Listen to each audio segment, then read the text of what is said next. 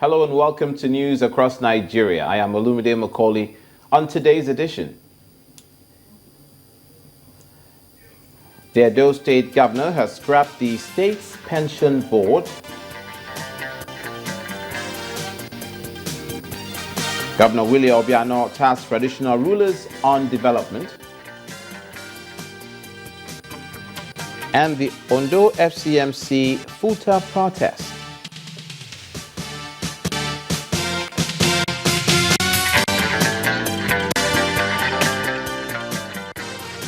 Hello again and welcome to the show that takes you through the 36 states of the Federation, edition by edition, telling you what's happening now.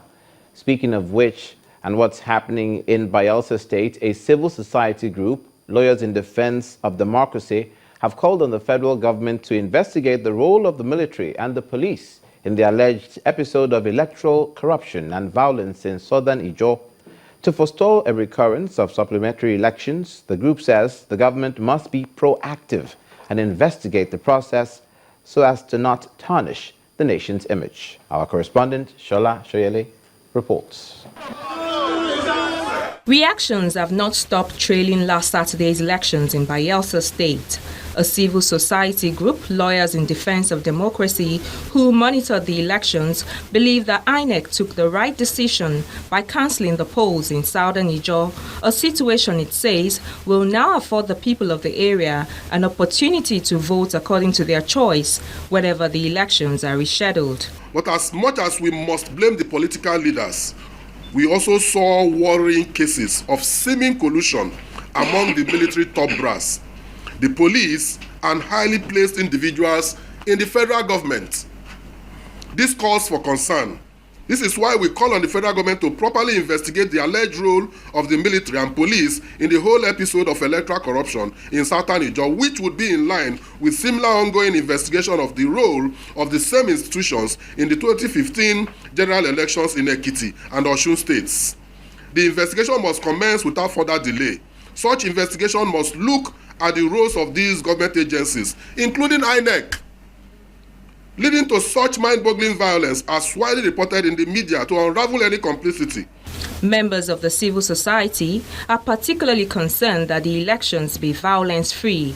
They also want the federal government to do all within its power to ensure that credible personnel from the various security agencies are in charge during the rerun. Conduct an investigation and let the offenders, let them be punished, the perpetrators, they should be punished. Because if they are not punished, women, that means you're saying that women should not be part of political process. If women are not part of political process, you want just the men to do the voting, do the campaigning, and then win and then do the leadership.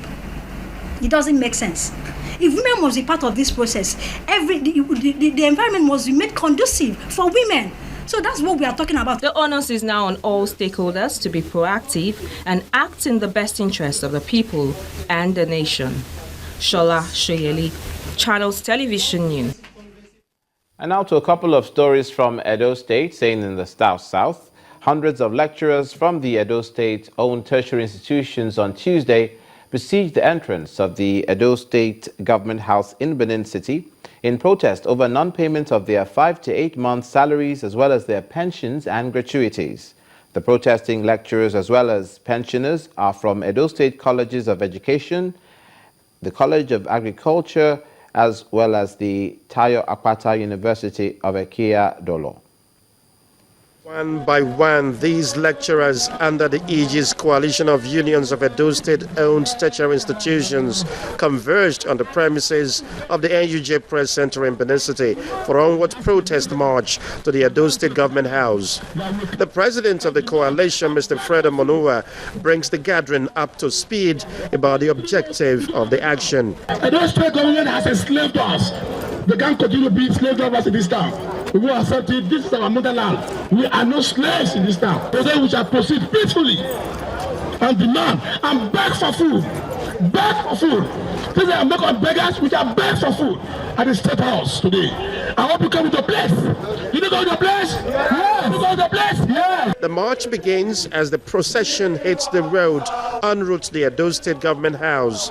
They vow to sustain their protest until their demands are met. Go inside and call up the comrade governor. Yes! If he says he has paid all workers in Edo State up to date, he should come out and protest with us. He should come out and protest with us. He should come out and protest with us. To tell us where our money is going to. We have not received salaries for 5 months. Our check-off dues is being used to pay off salaries. And we have not received for 5 months. Can we continue to live like this? Actually, we came here because of our salaries, and we need government's attention in the College of Education in Kiadolo. He has left us for so long. We need his attention. We need him to come there, to come to our aid, to come and help us. It's not management all the time. He should come. He should come. The management, they are doing their best. I'm a widow. They sacked me around 1999 in the College of Education without doing anything. So since then, they didn't pay us our gratuity and even the salary. We know they go well. After spending several hours blocking the main entrance to the government house, this government official emerges and tries to douse the tension. I know you are responsible people. You have grievances which government is ready to listen to. We have a meeting today. My appeal is for you to remain calm. Hold the meeting with government, and at the end of the day, I am very sure this government is a listening government. The lecturers eventually dispersed, unable to see the governor or any other top government official as they demanded, but however vowed to return on another day. Well, there were pensioners as well amongst those protesters, and this forms part of our next story. There's no telling how much longer pensioners in Edo State will have to wait for their entitlements, as the governor, Adams Oshomole, has scrapped the state pensions board. There's a reason. It follows what the governor describes as fraudulent activities concerning the payment of pensions and gratuities. Governor Oshomole has also sent the state head of service, Mr. Jerry Obazele, and Permanent Secretary Information and Communications Technology Agency, Mr. Dan Aigbavua, on retirement. He said anyone found in breach of the civil service rules will face disciplinary action. One of the earlier protest scenes organized by local government pensioners in Edo State over unpaid wages. A recurring decimal, according to Governor Adams Oshomole, who decides to take drastic steps to curb the tide. Having seen the amount of fraud involved in the pension board, we've decided to abolish the pension board and create a bureau which will be manned by technical people who are competent, but also people of character, and reorganize the ICT in a way as to ensure that we have data that cannot be violated or compromised. The head of service and some other top government personnel were also at the receiving end of the governor's wrath. And all those involved in this chain, in the pension board,